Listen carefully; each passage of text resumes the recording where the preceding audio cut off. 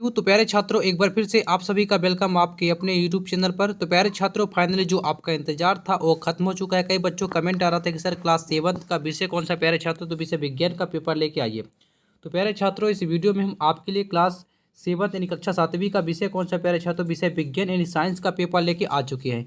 ऊपर लिखा है प्यारे छात्रों, राज्य शिक्षा केंद्र मध्य प्रदेश भोपाल, जो कि भोपाल द्वारा जारी किया जाता है जो आपका पेपर प्यारे छात्रों। तो 10 बजे रात आपका जो पेपर है पहले वो वायरल हो चुका है, हमें पेपर प्राप्त हो चुका है। तो आपको हम अपने यूट्यूब चैनल के माध्यम से पेपर के साथ साथ संपूर्ण उत्तर इस वीडियो के माध्यम से आपको प्रोवाइड कराने जा रहे हैं। तो प्यारे छात्रों, इसमें जो आपका पूर्णांक आप इसमें जो दिया है तो 60 अंक का दिया है, और समय यानी टाइम आपका जो है प्यारे छात्रों तो 2.5 घंटे का आपका इसमें समय दिया है। तो प्यारे छात्रों, आपसे एक रिक्वेस्ट है कि जो बच्चे हमारे चैनल पे नए हैं तो आप हमारे चैनल को सब्सक्राइब कर लीजिए, वीडियो को लाइक कीजिए और अपने दोस्तों को ज़्यादा से ज़्यादा शेयर कीजिए, ताकि उन तक ये वीडियो पहुंच सके और वो भी अपने वार्षिक पेपर की बेहतरीन तरीके से तैयारी कर पाएँ।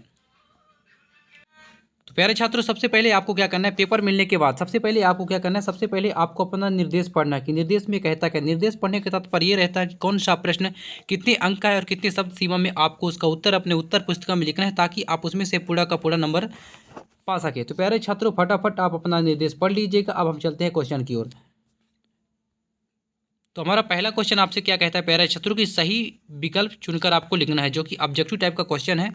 तो सही बहुविकल्पी प्रश्न है, जो कि प्रश्न क्रमांक 1 से प्रश्न क्रमांक 5 तक आपका बहुविकल्पी प्रश्न है। मैं थोड़ा जूम कर देता हूं ताकि आपको पूरा का पूरा समझ में आए। तो प्यारे छात्रों, इसमें निर्देश क्या दिया है, सही विकल्प चुनकर उत्तर लिखिए, प्रत्येक प्रश्न के लिए कितने अंक, 1 अंक निर्धारित है। तो आपका ये निर्देश हो गया। तो पहले प्रश्न में आपसे क्या पूछा कि ऐसा पौधा जिसकी पत्तियां बड़े आकार में बदल जाती है, ऐसा पौधा जिसकी पत्तियां बड़े आकार में बदल जाती हैं तथा छोटे छोटे कीड़े मकोड़े का शिकार करता है। ए में है बेल का पौधा, बी में है जंगली पौधा, और सी में है झाड़ी युक्त पौधा, और डी में तो इस आपका प्यारे छात्र इसका राइट आंसर हो जाएगा, यानी सही उत्तर आपका हो जाएगा इसमें ऑप्शन डी, इसका राइट आंसर हो जाएगा। इसके बाद दूसरे क्वेश्चन में आपसे क्या पूछा है कि चीरने एवं फाड़ने वाले दांत कहलाते हैं, चीरने एवं फाड़ने वाले दांत कहलाते हैं। ए में है रदनक, बी में है चर्वणक, और सी में है कृतक, इसके एवं डी में है अग्र चर्वणक। तो प्यारे छात्रों, इसका राइट आंसर हमारा हो जाएगा यानी ऑप्शन ए, इसका राइट आंसर हो जाएगा, दूसरे का ऑप्शन ए राइट आंसर हो जाएगा। इसके बाद क्वेश्चन नंबर तीसरे में आपसे क्या पूछा कि हम जानते हैं कि धमनी सदैव ऑक्सीजन समृद्ध रक्त का परिवहन करती है तथा सिरा अशुद्ध रक्त का क्या करती, अशुद्ध रक्त को हृदय तक ले जाती है। तो फुफ्फुस धमनी के संबंध में कौन सा कथन सही है, आपसे इसमें कथन पूछा है प्यारे छात्रों। तो ऑप्शन ए में क्या दिया है कि यह ऑक्सीजन समृद्ध रक्त को फेफड़े से हृदय तक ले जाती है। दूसरे में क्या पूछा है, ऑप्शन बी में पूछा यह कार्बन डाइऑक्साइड समृद्ध रक्त को फेफड़ों तक ले जाती है। क्वेश्चन सी में क्या पूछा है, विकल्प ए तथा बी दोनों सही हैं। इसके बाद क्वेश्चन सी आप डी आप देख लीजिए। तो उसके बाद क्वेश्चन नंबर तीसरे का हमारा राइट आंसर हो जाएगा ऑप्शन बी। यह क्या होगा, यह कार्बन डाइऑक्साइड समृद्ध रक्त को फेफड़े तक ले जाती है, इसका राइट आंसर ऑप्शन बी हो जाएगा। तो फटाफट प्यारे छात्रों आप स्क्रीनशॉट ले लीजिए, क्योंकि आपका जो 8 मार्च का पेपर होने वाला है तो ए टू जेड ऐसे ही क्वेश्चन पेपर देखने को मिलेंगे। इसके बाद क्वेश्चन नंबर 4 में आपसे क्या पूछा है प्यारे छात्रों की ऐसी गति को निश्चित समय अंतराल के पश्चात जो कि अपनी गति को दोहराती है कहलाती है। तो क्वेश्चन नंबर आपका 4 का राइट आंसर हो जाएगा, क्या हो जाएगा, यानी ऑप्शन डी होगा, आवर्ती गति। सरल रेखीय गति नहीं होगा, घूर्णन गति नहीं होगा और आसमान गति नहीं होगा, तो इसका राइट आंसर हो जाएगा ऑप्शन डी, यानी आवर्ती गति हो जाएगा। इसके बाद क्वेश्चन नंबर 5 में आपसे क्या पूछा कि निम्नलिखित में से किस रसायन का उपयोग जल के शुद्धिकरण में किया जाता है, कपड़े धोने का सोडा और DDT पाउडर, इसके बाद पाउडर हो गया, इसके बाद क्लोरीन हो गया, इसके बाद ऑप्शन डी में क्या है, फिनाइल। तो इसका राइट आंसर हमारा हो जाएगा, 5वें का राइट आंसर क्या हो जाएगा, क्लोरीन राइट आंसर हो जाएगा। तो प्यारे छात्रों फटाफट आप स्क्रीनशॉट ले लीजिए। इसके बाद अगला क्वेश्चन आपका आता है रिक्त स्थान, जो कि प्रश्न क्रमांक 6 से प्रश्न क्रमांक 10 तक आपका जितने क्वेश्चन दिए हैं प्यारे छात्रों रिक्त स्थान है। चलिए फटाफट मैं आपको रिक्त स्थान बता देता हूँ। तो फटाफट सबसे पहले आपको क्या करना है, सबसे पहले आपको अपना निर्देश पढ़ना है। तो सबसे पहले आपको अपना निर्देश पढ़ना है। क्वेश्चन नंबर 6 में आपका क्या बोला है प्यारे छात्रों की भोजन के घटक यानी बायो हाइड्रेट प्रोटीन वसा विटामिन तथा है। तो इसमें आपका क्या हो जाएगा, राइट आंसर हो जाएगा, पहले का हो जाएगा, क्वेश्चन नंबर 6 का राइट आंसर हो जाएगा जल। इसके बाद प्यारे छात्रों क्वेश्चन नंबर 7 में आपसे क्या पूछा कि सिद्धांत की आंतरिक भित्ति और अंगुली के समान अनेक प्रबंध होते हैं जो कहलाते हैं। तो इसमें आपका राइट आंसर क्या हो जाएगा, दूसरे का यानी क्वेश्चन नंबर 7 में का राइट आंसर हमारा हो जाएगा दिल्ली, सॉरी बिल्ली राइट आंसर हो जाएगा, बिल्ली इसका राइट आंसर हो जाएगा क्वेश्चन नंबर 7 का। इसके बाद क्वेश्चन नंबर 8 में क्या पूछा कि बुखार आने पर डॉक्टर द्वारा शरीर के ताप को मापने के लिए उपकरण का उपयोग किया जाता है। बुखार आने पर डॉक्टर द्वारा शरीर के ताप मापने के लिए उपकरण का उपयोग किया जाता है, तो इसका राइट आंसर हमारा क्या हो जाएगा, थर्मामीटर। क्या हो जाएगा, थर्मामीटर इसका राइट आंसर हो जाएगा। इसके बाद क्वेश्चन नंबर 9 में आपसे क्या पूछा कि हीमोग्लोबिन कोशिकाओं में पाया जाता है। तो हीमोग्लोबिन जो होता है हमारा लाल रक्त कणिकाओं में पाया जाता है। कहाँ पाया जाता है, लाल रक्त कणिकाओं में, इसके यानी लाल रक्त कणिकाएं, इसका राइट आंसर हो जाएगा। इसके बाद क्वेश्चन नंबर 10 में आपसे क्या पूछा है, किसी वस्तु द्वारा एकांक समय में तय की गई दूरी को उस वस्तु की कहते हैं। तो उस वस्तु की क्या कहते हैं, चाल कहते हैं। यानी किसी वस्तु द्वारा एकांक समय में तय की गई दूरी, उस वस्तु को हम क्या कहते हैं, चाल कहते हैं। इसका राइट आंसर हमारा हो जाएगा चाल। तो प्यारे छात्रों, फटाफट आप स्क्रीनशॉट ले लीजिए और अपनी नोट कॉपी में नोट करते जाइए, क्योंकि आपको दोबारा रिपीट करने में आसानी होगी। इसके बाद क्वेश्चन नंबर नेक्स्ट देखते हैं। क्वेश्चन नंबर अगला आता है आपका अति लघु उत्तरीय प्रश्न, जो कि प्रश्न क्रमांक 11 से प्रश्न क्रमांक 16 तक आपका जो क्वेश्चन है प्यारे छात्रों, अति लघु उत्तरीय प्रश्न है। आपका प्रत्येक प्रश्न इसमें आपका कितने अंक, 2 अंक निर्धारित हैं। यदि आप इनका उत्तर अपने उत्तर पुस्तिका में सही लिखते हैं तो। क्वेश्चन नंबर 11 देख लीजिए क्या पूछा है, सहजीवी संबंध किसे कहते हैं। क्वेश्चन नंबर 12 में आपसे क्या पूछा कि अमाशय की संरचना कैसी होती है। इसके बाद क्वेश्चन नंबर 13 में पूछा है कि क्षारक किसे कहते हैं, उदाहरण सहित स्पष्ट करना है आपको। इसके बाद क्वेश्चन नंबर आपका 14 में क्या पूछा, यानी 14 में क्या पूछा है, गर्मी के दिनों में पसीना निकलने पर कपड़े पर सफ़ेद धब्बे बन जाते हैं, क्यों, आपको कारण पूछा है। इसके बाद क्वेश्चन नंबर 15 में क्या पूछा कि पादपों में जनन के प्रकारों के नाम लिखना है। इसके बाद क्वेश्चन नंबर 16 में क्या पूछा प्यारे छात्रों कि ह्यूमस किसे कहते हैं, ह्यूमस किसे कहते हैं, ये आपसे पूछा है। तो प्यारे छात्रों, पहले फटाफट मैं आपको क्वेश्चन दिखा देता हूँ, इसके बाद इनका सैल्यूशन यानी उत्तर आगे आपको वीडियो के आगे आपको प्रोवाइड करा दूंगा। इसके बाद अगला प्रश्न आपसे क्या पूछा, लघु उत्तरीय प्रश्न, जो कि प्रश्न क्रमांक 17 से 22 तक आपका जितना क्वेश्चन है प्यारे छात्रों, लघु उत्तरीय प्रश्न है। चलिए फटाफट हम लघु उत्तरीय प्रश्न देख लेते हैं। तो क्वेश्चन नंबर 17 में आपसे सबसे पहले आपको क्या करना है, निर्देश में आपका इसमें क्या दिया है कि नीचे दिए गए प्रश्नों के उत्तर 30 से 40 शब्दों में लिखिए। प्रत्येक प्रश्न के लिए कितने अंक निर्धारित हैं, तो प्रत्येक प्रश्न के लिए आपका 3 अंक निर्धारित हैं। तो क्वेश्चन नंबर 17 में आपसे क्या पूछा प्यारे छात्रों कि गर्मियों में सफ़ेद या हल्के रंग के वस्त्र तथा सर्दियों में गहरे रंग के वस्त्र पहनना अति आरामदायक क्यों प्रतीत होता है। आपको इसमें क्यों प्रतीत होता है, आपको इसमें कारण लिखना है। इसके बाद क्वेश्चन नंबर 18 में क्या पूछा है कि कारखानों को अपशिष्ट को जलाशयों में प्रवाहित करने से पहले उदासीन क्यों किया जाता है। क्वेश्चन नंबर 19 दे लीजिए, यानी परागण किसे कहते हैं, परागण के प्रकारों के नाम लिखना है आपको। क्वेश्चन नंबर 20 में पूछा है कि रैखिक गति और वृत्ति गति को उदाहरण सहित आपको समझाना है। क्वेश्चन नंबर 21 देख लीजिए, यानी पेड़ों का महत्व लिखना है आपको। इसके बाद क्वेश्चन नंबर 22 में क्या पूछा कि अपांक क्या है, शुद्ध अपांक का उपयोग कहाँ किया जाता है।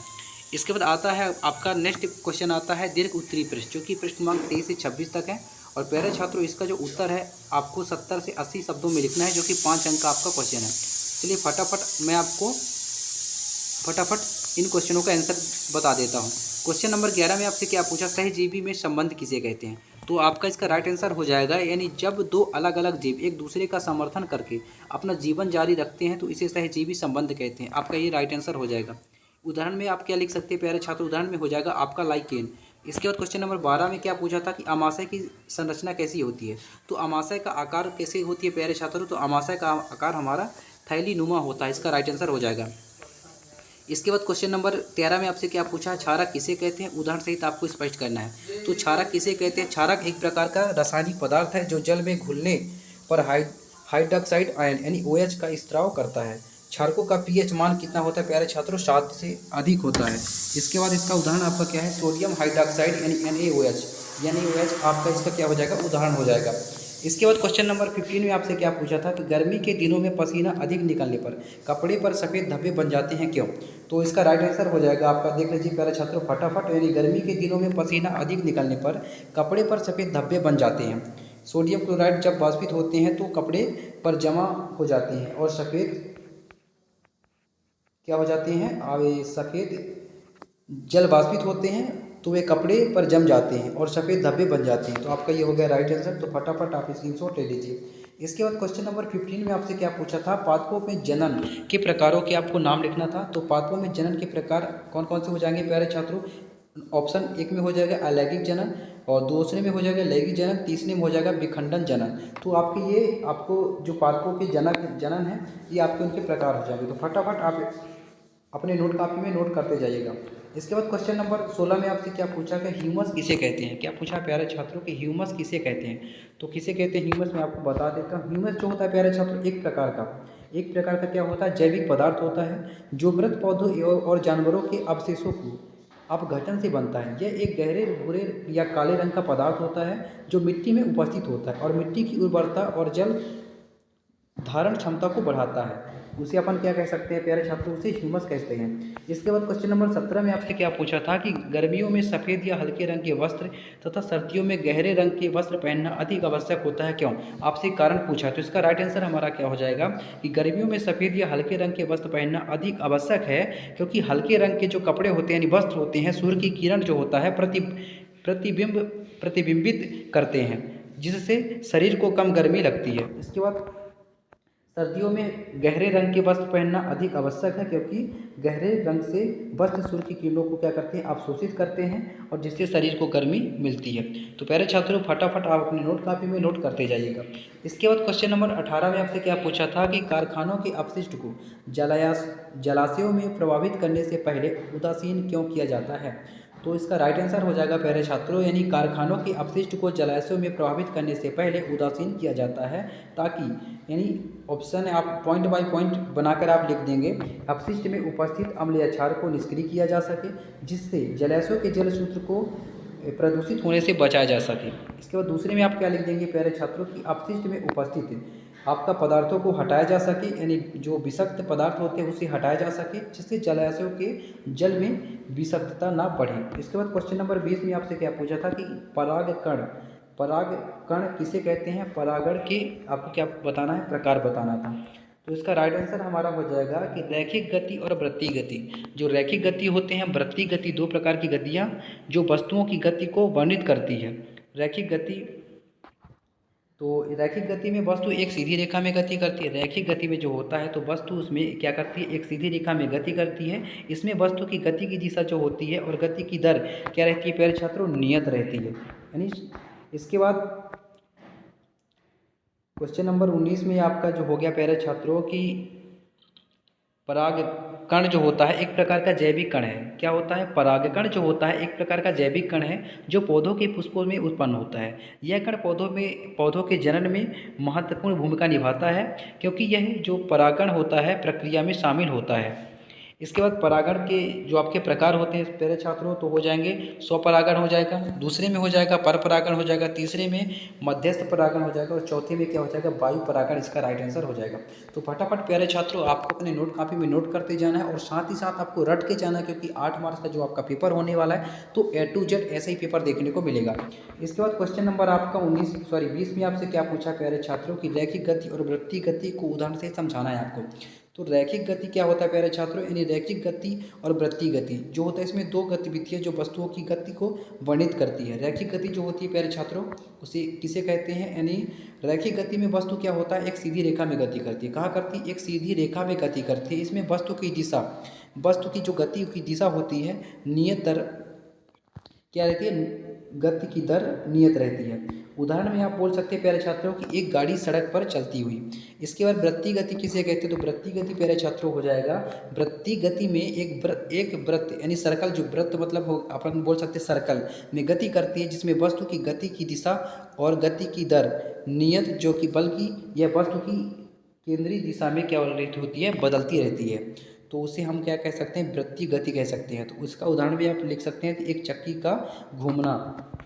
इसके बाद प्यारे छात्रों क्वेश्चन नंबर 21 में आपसे क्या पूछा था, पेड़ों के महत्व को लिखना है। पेड़ों के महत्व आपको लिखना है, तो उत्तर में हो जाएगा पेड़ों का महत्व अपन बोल सकते हैं पॉइंट बाय पॉइंट आप लिख सकते हैं प्यारे छात्रों कि ऑप्शन 1 में यानी पॉइंट 1 में लिख सकते हैं वायुमंडलीय ऑक्सीजन का स्त्राव होता है, दूसरे में लिख सकते हैं वायु प्रदूषण को कम करना, तीसरे में लिख सकते हैं जल चक्र को बनाए रखना, चौथे में लिख सकते हैं मिट्टी का क्षारण रोकना और पाँचवें में जैव विविधता को बढ़ावा देना। तो प्यारे छात्रों क्योंकि जो आपके क्वेश्चन है 5 अंक के क्वेश्चन है। इसके बाद प्यारे छात्रों क्वेश्चन नंबर 22 में आपसे क्या पूछा था कि अपांक क्या है, शुष्क अपांक का उपयोग कहाँ किया जाता है, आपसे ये पूछा है।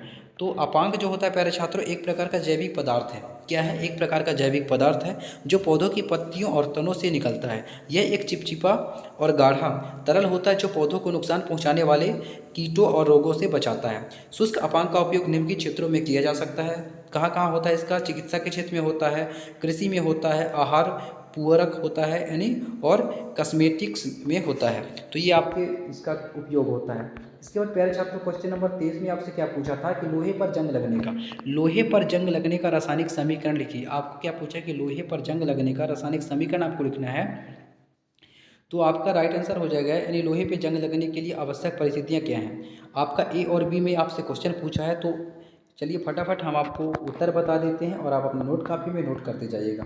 तो ऑप्शन ए में यानी ए में क्या पूछा था? लोहे पर जंग लगने का रासायनिक समीकरण। तो लोहे पर जंग लगने का रासायनिक समीकरण हो जाएगा प्यारे छात्रों यानी 4Fe यानी लोहा हो जाएगा, और 3 ऑक्सीजन हो जाएगा यानी O2 हो जाएगा, प्लस क्या हो जाएगा 6H2O यानी पानी हो जाएगा। तो यानी मिलकर आपका क्या बन जाएगा प्यारे छात्रों यानी लोहे का ऑक्साइड यानी 4FeOH का होल क्यूब हो जाएगा। इसके बाद क्वेश्चन नंबर बी में आपसे क्या पूछा था कि लोहे में जंग लगने के लिए आवश्यक परिस्थितियां क्या हैं। तो लोहे पर जंग लगने के लिए आवश्यक परिस्थितियां हो जाएंगे प्यारे छात्रों यानी लोहे में जंग लगने के लिए निम्नलिखित आवश्यक परिस्थितियां ऐसे आपको लिखना है ताकि आपको विधिवत आपको लिखना है आपका अपने उत्तर पुस्तिका में। तो ऑप्शन यानी पॉइंट में एक में आप लिख देंगे ऑक्सीजन की उपस्थिति, और पॉइंट 2 में आप क्या लिख देंगे? पानी की उपस्थिति। तो ये हो गया आपका उत्तर। इसके बाद प्यारे छात्रों क्वेश्चन नंबर 24 में आपसे क्या पूछा था कि जाइलम क्या है, यह पौधों की वृद्धि और विकास में किस प्रकार सहायक है। तो जाइलम जो होता है प्यारे छात्रों, जाइलम पौधों के यानी वस्कुलर यानी टिश्यू में से एक है। टिश्यू में से क्या होता है? एक होता है ना, जो पौधों की वृद्धि और विकास में महत्वपूर्ण भूमिका निभाती है। जाइलम के कार्य आपको लिख देना है प्यारे छात्रों। तो जाइलम के कार्य क्या होते हैं? पॉइंट ए में आप लिख देंगे पानी और खनिजों का परिवहन, पॉइंट 2 में लिख देंगे पौधों की वृद्धि और विकास, पॉइंट 3 में लिख देंगे पौधों की संरचना में सहायक। इसके बाद प्यारे छात्रों क्वेश्चन नंबर 25 का ये रहा क्वेश्चन, और फटाफट आप उसका उत्तर में क्या पूछा था कि विद्युत धारा के चुंबकीय प्रभाव का अर्थ है जबकि विद्युत धारा किसी चालक भी प्रभावित होता है तो उसके चारों एक चुंबकीय क्षेत्र उत्पन्न होता है। यह चुंबकीय क्षेत्र विद्युत धारा की दिशा और तीव्रता पर निर्भर करता है। तो इसका उत्तर प्यारे छात्रों यानी विद्युत धारा के चुंबकीय जो प्रभाव होता है उपयोग यानी इलेक्ट्रोमैग्नेट में किया जाता है। कहाँ किया जाता है? इलेक्ट्रोमैग्नेट में किया जाता है। इलेक्ट्रोमैग्नेट एक ऐसा उपकरण होता है जो विद्युत के चुंबकीय प्रभाव का उपयोग विद्युत के चुंबकीय प्रभाव का उपयोग करके एक शक्तिशाली चुंबकीय क्षेत्र उत्पन्न करता है। आपको डायग्राम बनाना है तो आप डायग्राम बना लीजिएगा प्यारे छात्रों। ये मैं आपको डायग्राम दिखा देता हूँ, ये रहा इसका डायग्राम।